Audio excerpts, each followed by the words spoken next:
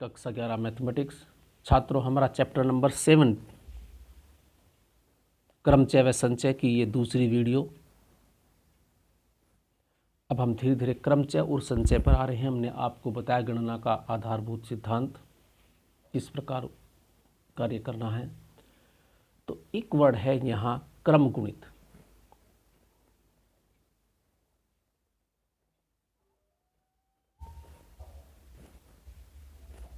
जिसे हम बोलते हैं फैक्टोरियल।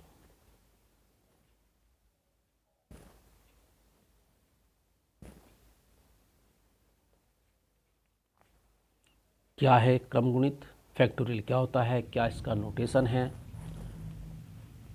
देखो, जो किताब में लिखा होगा, जैसे कि कहीं लिखा है फॉर एग्जाम्पल फैक्टोरियल 5 ऐसे करके ऐसे लिखा है।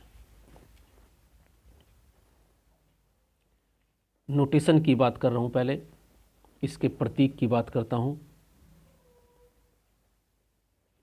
तो ये जो नोटेशन है ये फैक्टोरियल का है,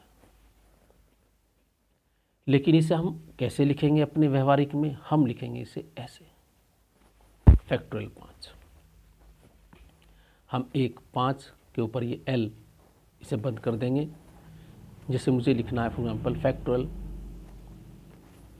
5 माइनस एक्स, तो 5 माइनस एक्स ब्रैकेट लगाया और उसका फैक्टोरियल, ये हुआ फैक्टोरियल 5 माइनस एक्स। तो थोड़ा सा छापे खाने में और लिखने में हमारे में तरीका होगा। तो ये तो हुई इसके नोटेशन की बात। फैक्टोरियल 5 का अर्थ क्या है? इसका अर्थ है 5 से लेकर 1 तक सभी प्राकृतिक संख्याओं का गुणन। फैक्टोरियल के अंदर नेगेटिव नहीं होता है, ध्यान रहे, या तो 0 होगा। तो अगर हमारे पास यहाँ 5 है तो इसका अर्थ है 5, फिर 1 कम कर दो 4, फिर 1 कम कर दो 3, फिर 1 कम कर दो 2, फिर कर दो 1, जिसका अंत 1 होगा का गुणनफल। अर्थात 5 चौक 20, 20 या 60 दूनी 120। हम फैक्टोरियल 5 को ऐसे भी लिख सकते हैं।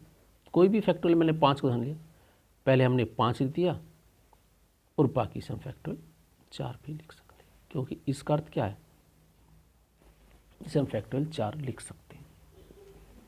1 से लेकर 4 तक की संख्याओं का गुणनफल। ध्यान रहे,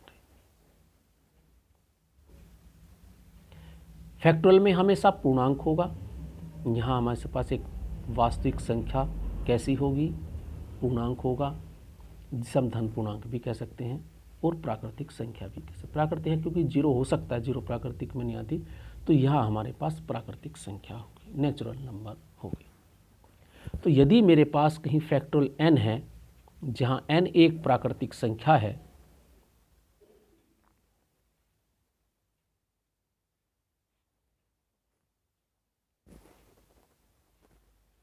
तो इसका अर्थ है n -1 और -2 कैसे करते चल जाएं लास्ट में, और लास्ट में इसका अंत 1 होगा। तो यहाँ 1 2 3, यानी 1 से लेकर n तक की संख्याओं का गुणनफल। ये गुणनफल मान लें, डॉट है, ऐसा गुणा लगा ले, चलो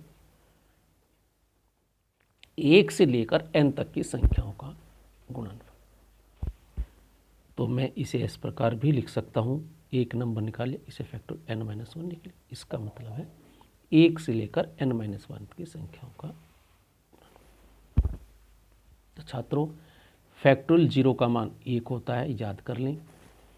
अगर कहीं फैक्टोरियल है 0 है तो उसका मान 1 होता है। तो छात्रों, ये हुआ हमारा फैक्टोरियल नोटेशन। तो जैसे हमारे पास एक्सरसाइज इसकी है, हम इसमें कुछ क्वेश्चन करते हैं। जैसे क्वेश्चन नंबर इसका 1 है,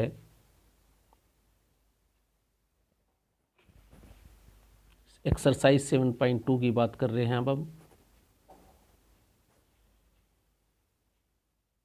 तो उसने क्या है, फैक्टोरियल 4 माइनस फैक्टोरियल 3।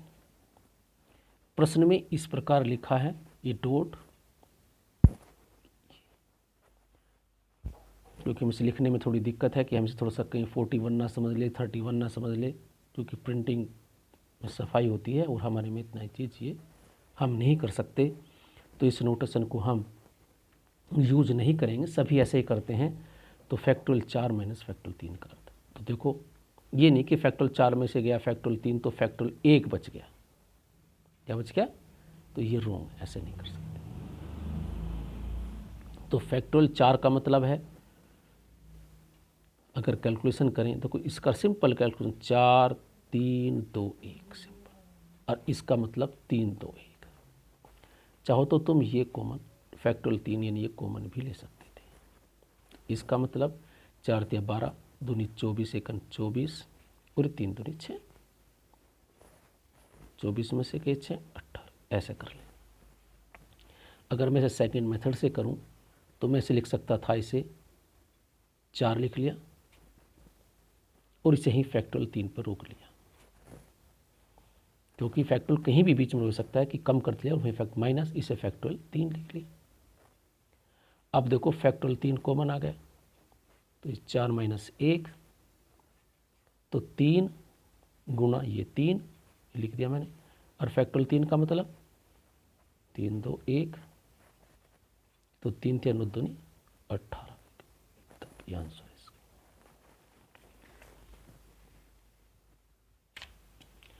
तो इसी प्रकार इसका एक क्वेश्चन नंबर 4 है,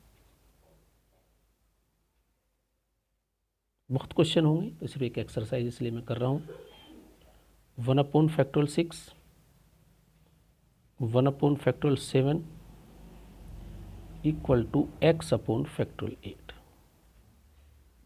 और हमें x की वैल्यू फाइंड करना। x क्या है, ये हमारा प्रश्न है। देखो छात्रों, फैक्टोरियल 6, फैक्टोरियल 7 में से फैक्टोरियल 6 इंक्लूड है, इसके हिसाब से देखो जब फैक्टोरियल 5 थे उसमें फैक्टोरियल 4 भी है। फैक्टोरियल 8 में फैक्टोरियल 6 भी 7 है, और तो अगर मैं इसे ऐसे लिखूं, मैं सॉल्यूशन करता हूं, क्योंकि सिंपल कैलकुलेशन करने में थोड़ा सा, अगर हम लिखेंगे 6 से लेकर मल्टीप्लाई करेंगे फिर तो थोड़ा लेंथ हो जाएगा, तो थोड़ा शॉर्ट इसे लिख सकते हैं। देखो इस प्रकार 7 इंटू फैक्टोरियल 6, 7 लिख दिया, फिर 1 कम करके फैक्टोरियल 6 ही रख दिया, और इसे लिख सकते हैं 8 गुना 7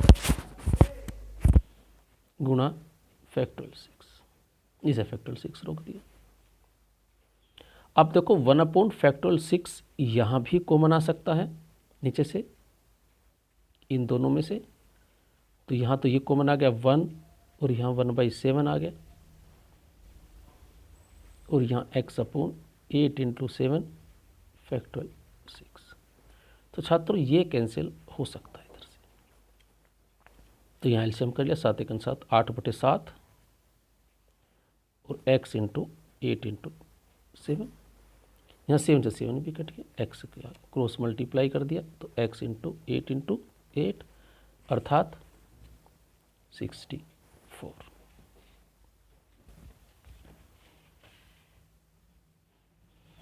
तो हमने क्या किया, इसमें से हमारा क्वेश्चन था ये, तो कोई इसमें ये सबसे बड़ा फैक्टोरियल है, इसमें ये भी शामिल है, ये भी शामिल है, तो हमने फैक्टोरियल 6 ऐसे लिख दिया, इसे लिख लिया 7 इंटू फैक्टोरियल 6, और इसे लिख लिया 8 गुना 7, और यहीं से फैक्टोरियल रोक दिया फैक्टोरियल 6। यहाँ भी फैक्टोरियल 6 है, यहाँ भी फैक्टोरियल 6 है, फैक्टोरियल 6 है, फैक्टोरियल 6 यहाँ से कॉमन आके कैंसिल हो गया, 7 एकन 7, ये 8/7, x/8/7, 7 से फिर 7 कट गया, और x की क्रॉस मल्टीप्लाई 64। तो ये इस टाइप के हमारे क्वेश्चन थे इसमें। तो ये थी हमारी एक्सरसाइज 7.2, और आपने फैक्टोरियल नोटेशन पढ़ा, इसे ध्यानपूर्वक वीडियो को देखें, और जो बाकी क्वेश्चन हैं वे आप कर सकते हो। तो ये हुआ हमारा क्रम गुणित फैक्टोरियल और फैक्टोरियल का नोटेशन। ये थी हमारी video number 2। Thank you, have a nice day.